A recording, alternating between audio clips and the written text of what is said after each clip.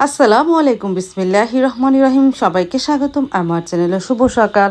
প্রতিদিনের মতো সকালে এসে পড়লাম রান্নাঘরে সকালে নাস্তাটা তৈরি করতে। পেঁপে, আলু আর বুটের ডাল সিদ্ধ করে নিই, সবজি ভাজি করব। আর আনারসটা ফ্রিজে ছিল, বের করলাম, কেটে রাখি, খাবে না। তারপরে এই সবজি ভাজি আর পরোটা বানাবো। আচ্ছা, লাচ্ছি পরোটা সবজি ভাজি। তাহলে একটু লবণ দিয়ে সিদ্ধ করে নিই সবজিটা। তারপর তো সবজিটা সিদ্ধ হয়ে যাওয়ার পর এখন কষিয়ে সবজিটা রান্না করি। পেঁয়াজটা ভাজা হয়েছে, আদা রসুন দিয়ে দিই। তারপর একটু হলুদ গুঁড়া, মরিচ গুঁড়া, ধনিয়া গুঁড়া দিয়ে মশলাটা একটু কষানো হোক। আর এখানে আমি যখন তেল দিয়েছি তখন আস্ত জিরা দিয়ে দিয়েছিলাম, ওটা দেখাতে ভুলে গিয়েছি। তারপরে আর মশলা দেবো একদম সামান্য পরিমাণ, অল্প পরিমাণ মশলা দিয়ে এই সবজিটা রান্না করি।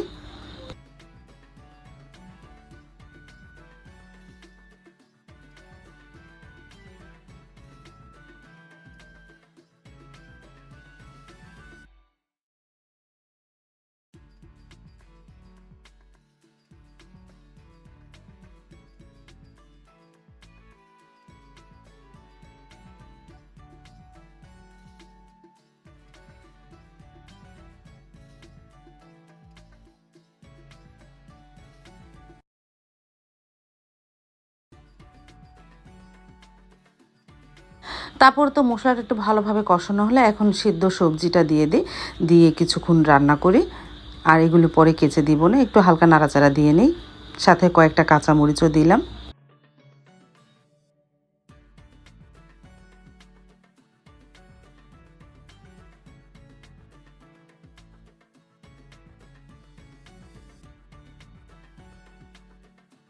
আর এদিকে আমি আটা বের করে নিয়েছি, আটা সানিয়ে নিই একটু লবণ আর একটু তেল দিয়ে।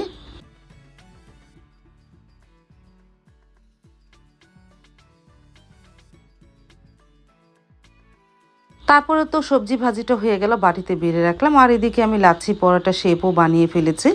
তারপরে গরম গরম ভাজবো না, সাইদুলের বাবা ফ্রেশ হয়ে আসুক। মা উঠেছে, মাকে আনারস দিলাম। আর এদিকে এই যে লাচ্ছি পরোটা শেপ বানানো হয়ে গেছে।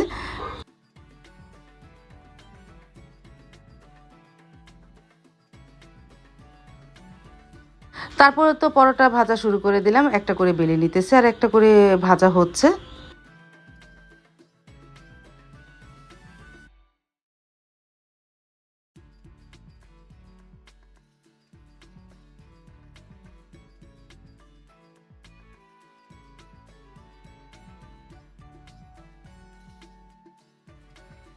তারপর তো নাস্তাটা টেবিলে নিয়ে আসলাম আর সবজি ভাজি, আলহামদুলিল্লাহ অনেক মজা হয়েছিল আজকে সবজি ভাজি আর পরোটা। পরোটা অনেক নরম ছিল। মা অবশ্য সবজি ভাজি তেমন একটা খেলো না, তাকে ডিম পোস্ট করে দিয়েছিলাম। সাইদুলের বাবাও সবজি ভাজি আর পরোটা খেলো, সেই বলেছিল হালকা মশলা দিয়ে একটু সবজি করো। তারপর করে নিয়েছিলাম, আলহামদুলিল্লাহ ভালোই হয়েছিল।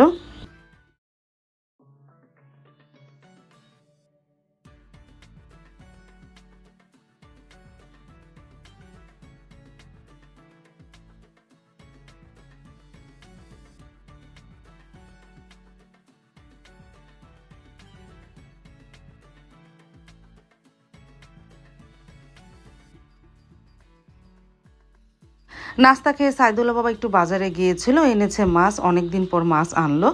হাঁসটা মাছ এনেছে আর মরা মরা কতগুলো শিং মাছ এনেছে। শিং মাছের পেটে অনেক ডিম বোঝা যাচ্ছে। আর টাকি মাছ এনেছে, তাজা তাজা টাকি মাছ কয়েকটা, মনে হয় 3-4টা কই হবে, টাকি হবে আর শিং মাছ। পোয়া মাছ, একটা বড় রুই মাছ, দেখো টাকি মাছটা পড়ে গেল, সেটাকে তুলে রাখি। আর বড় একটা রুই মাছ এনেছে, পোয়া মাছ এনেছে। এখন যেইভাবে আমাকে আগে কাজে সাহায্য করতো তাকে ফোন দিয়েছে, সে এসে মাছগুলি কেটে দিবে না। আর আমি মনে করলাম যে শিং মাছগুলো কাটি, আমি যেহেতু ডিম ভরা, এই জন্য আমি শিং মাছগুলো কেটে নিলাম। আর বাকি মাছগুলো ভাবি কেটে দিয়েছিল। প্রত্যেকটা শিং মাছে মরা ছিল, তাজা শিং মাছ না। তারপরে এই যে শিং মাছ কাটা হয়ে গেছে, ভালোভাবে ধোয়াও হয়েছে। এখন ভিতর থেকে রগটা ফেলে দিতেছি, ছোটো ছোটো করে টুকরা করে রগগুলো ফেলে দিতেছি। শিং মাছের রগ না ফেলালে ভালো লাগে না। তারপরে সেই কাজটাও আমি করে নিতেছি। আর তোমাদের দেখাচ্ছি ভাবি এসে কলপারে মাছ কাটতেছে।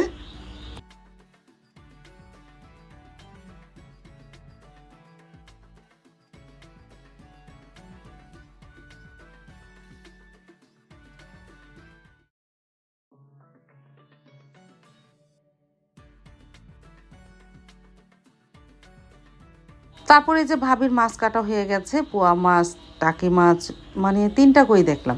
আর ছোট ছোট কয়টা পুঁটি মাছ আছে, টাকি মাছই বেশি ছিল। এগুলো এখন সব ছোট ছোট পোলটা করে ফ্রিজে রেখে দিই। আজকে শিং মাছ রান্না করব। তারপরে রান্নাটা প্রায় শুরু করে দিয়েছি, পরে ঘন্টা 2 পরে মাছ কাটা হয়ে যাওয়ার পর শিং মাছটা লবণ মেখে রেখে দিয়েছিলাম। আমি 1টা বাজে রান্নাঘরে এসেছি, ভাত বসিয়ে দিলাম আর পেঁয়াজটা ভেজে নিতেছি শিং মাছের জন্য। আর শিং মাছের ডিম ভুনা করব, এই দুপুরের মেনু। এই যে শিং মাছটা তো লবণ মেখে রেখে দিয়েছিলাম, আজকে করলা দিয়ে রান্না করব। অবশ্য করলা ঘরে নিয়ে সাইদুল বাবা যখন আসবে তখন সাথে করে নিয়ে আসবে। আমি এই ফাঁকে ডিম আর ভাত রান্না করে ফেলি। ডিমের জন্য আদা রসুন দিয়ে দিলাম পেঁয়াজের মধ্যে। এখন একটু হলুদ গুঁড়া, মরিচ গুঁড়া, ধনিয়া গুঁড়া দিয়ে মশলাটাকে একটু কষানো হোক।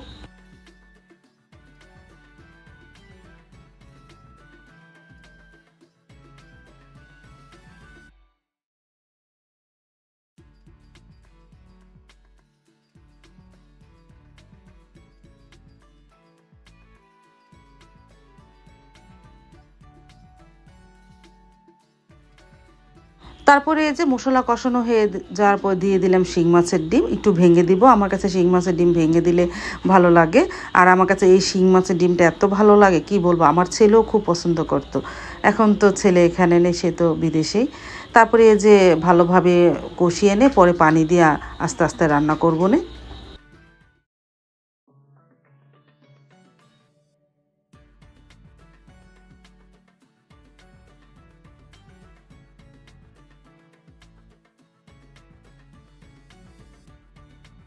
তারপর তো ডিম ভুনাটা প্রায় হয়ে গেছে, কষানো হয়ে যাওয়ার পর পানিও দিয়েছিলাম, সাথে কয়েকটা কাঁচামরিচও দিলাম। এখন পানিটা প্রায় শুকিয়ে এসেছে, আর একটু ভাজা ভাজা করব, তারপরে ভালো লাগবে। ভাতটাও প্রায় হয়ে গেছে ঠিকা দিয়েই। আর এদিকে সাইদুল বাবা চলে এসেছে, করলাটা কেটে নেই, ভাতটা ঠিকা দিয়ে মাছটা বসিয়ে দিব। ভাত ঠিকা দেওয়া হয়ে যাওয়ার পর পেঁয়াজটা ভেজে নিয়েছিলাম, আদা রসুন দেওয়া হয়ে গেছে। এখন একটু হলুদ গুঁড়া, মরিচ গুঁড়া, ধনিয়া গুঁড়া দিয়ে মশলাটাকে একটু কষানো হোক।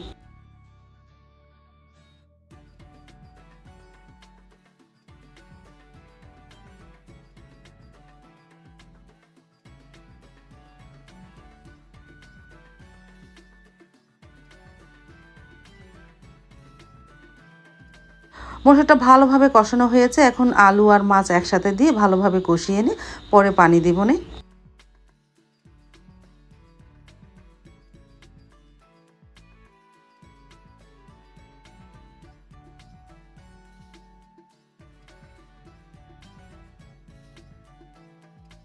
তারপরে এই যে পানিও দিয়ে দিয়েছিলাম, এখন করলাটা দিয়ে দিব আর সাথে একটু শাক দিব। আমরা তো বিক্রমপুরেরা এই শাক মশলাটা খেয়ে থাকি। শাক একটা মশলা, এই রেসিপি আমার ডিসক্রিপশন বক্সে লিঙ্কটা দেওয়া আছে, তোমরা দেখে নিতে পারবা। তারপরে যে করলা দেওয়ার পরে ঢাকবো না, আস্তে আস্তে জালে এই তরকারিটা রান্না করি। আর করলাটা আমি একটু পাতলা করে কেটেছি যেন তাড়াতাড়ি সেদ্ধ হয়ে যায়। আর এই যে শাকটা দিয়ে দিলাম, আর ডিমটাও বেড়ে রেখেছি বাটিতে।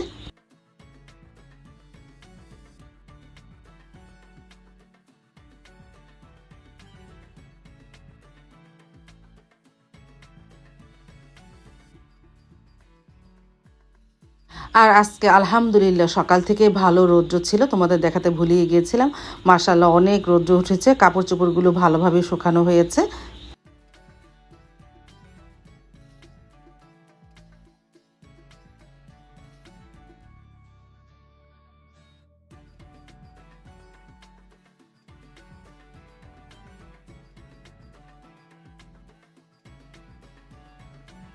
তারপর তো দুপুরে রান্নাটা কমপ্লিট হয়ে গেল, টেবিলে নিয়ে আসলাম। আমি, মা, সাইদুল বাবা খেয়ে নিলাম আলহামদুলিল্লাহ।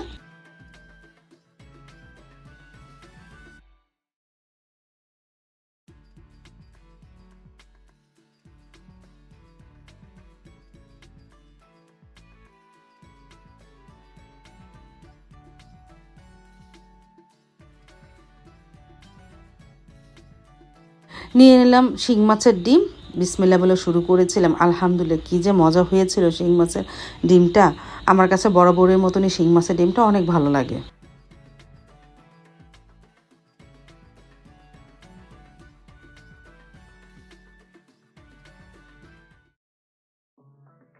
তারপরে নিয়ে নিলাম শিং মাছের ঝোল করলা দিয়ে।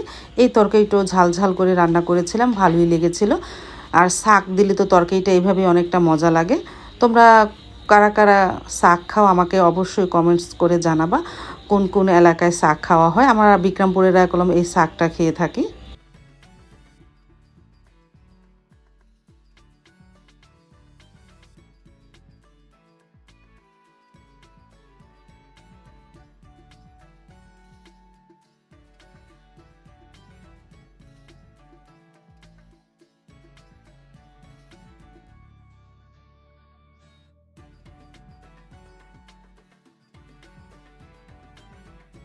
তারপর তো বিকেল হয়ে গেল। বিকেল দিক দিয়ে আমাদের পরিচিত এক ভাই, সুমন ভাই, সাইদুল্লাহ বাবার পরিচিত, সে অনেকগুলো গাব দিয়ে গেল। আর যে ভাবি ওই যে সকালে এসে মাছ কাটলো, সেই ভাবিও গাব দিয়ে গেছে। অনেকগুলো গাব হয়েছে, সবগুলো পাকা না, দুই একটা পেকেছে, কেটে দেই, আমরা খাবো না।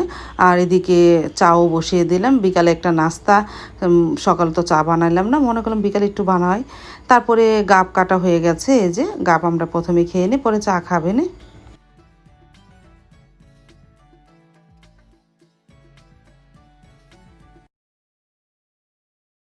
তারপরে এই যে চা বানানো হয়ে গেল, আমরা খেয়ে নিলাম আলহামদুলিল্লাহ। মা, আমি, সারামণি, সাবা খেলো না, আলহামদুলিল্লাহ খেয়ে নিলাম চা বিস্কিট।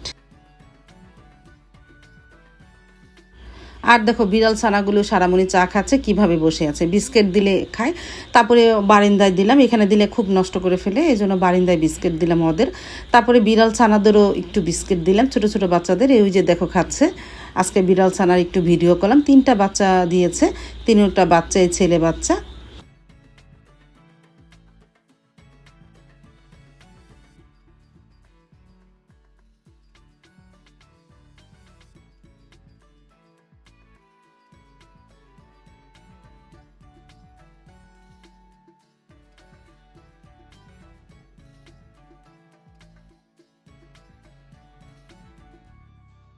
তারপর আরেকটা জিনিস দেখাচ্ছে, দেখো কিভাবে ওর মায়ের দুধ খাচ্ছে বিড়াল ছানাগুলো। আমি টেনেও আনতে পারতেছি না, ভালোই লাগতেছে। এগুলি সব দিয়ে দিব, বাসায় একটাও রাখবো না, কারণ এতগুলি রেখে কি করব। সবগুলো কে কে নিবে আমাকে বলো।